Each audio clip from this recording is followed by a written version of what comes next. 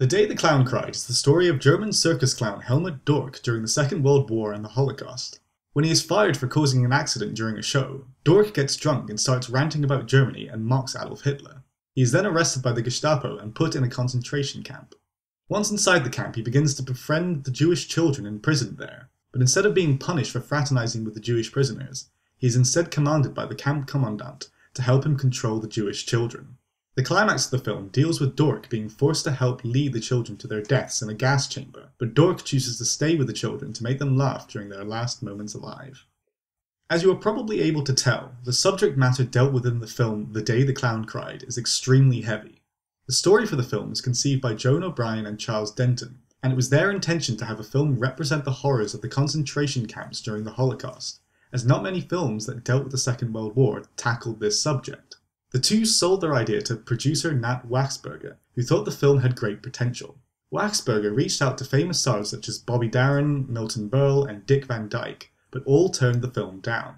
In 1971, after a performance at the Olympia Theatre, Waxberger approached Jerry Lewis and offered him not only the starring role, but also the chance to direct the film, with complete artistic freedom and complete financial backing.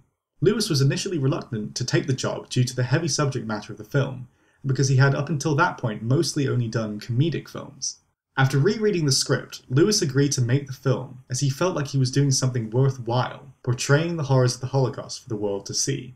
Lewis's only condition for accepting was that he would be allowed to rewrite the entire script as he saw fit. After Waxberger accepted these conditions, Lewis spent several months in Europe preparing for the role by visiting several concentration camps. The film began shooting in April 1972 in Sweden, but from the beginning there were serious problems. Waxberger ran out of money during the making of the film, and Lewis reportedly had to help pay for the completion of the film, spending up to $2 million of his own money.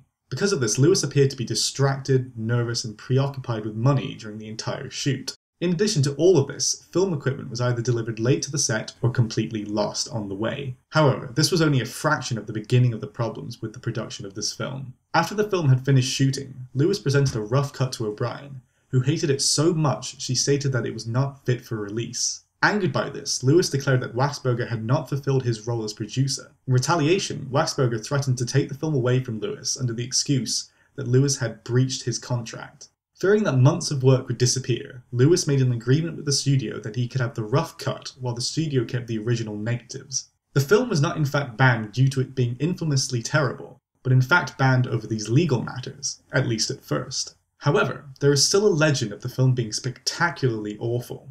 Actor Harry Shearer is one of the few people in the world who have seen the entire film, and he perfectly sums up the reputation of this film in this quote from an interview with Spy magazine in 1992.